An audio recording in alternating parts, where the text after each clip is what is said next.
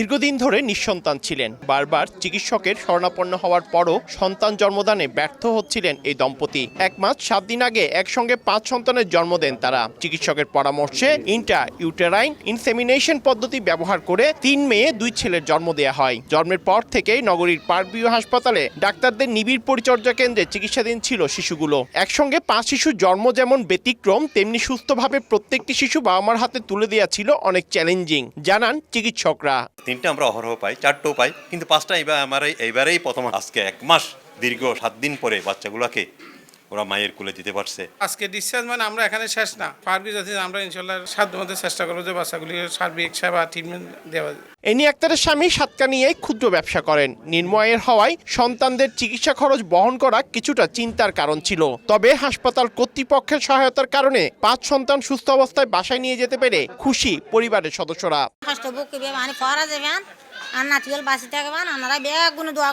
10 বছর তাদের সন্তান হচ্ছে না, তখন আমরা তাদেরকে আইইউআই পদ্ধতিটা সাজেস্ট করি। কনসিভ করার পর আমরা আলট্রাসোনোগ্রাফিতে জানতে পারি তাদের 4টি বাচ্চা রয়েছে। যেদিন সিজারিয়ান সেকশন করলাম, দেখলাম 4টার পর আমি আরেকটা পাচ্ছি।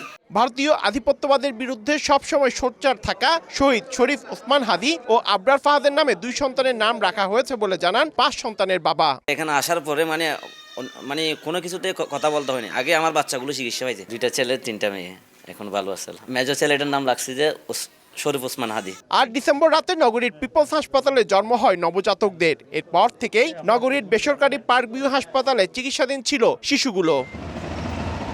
পার্থপ্রতিম বিশ্বাস, সময় সংবাদ, চট্টগ্রাম।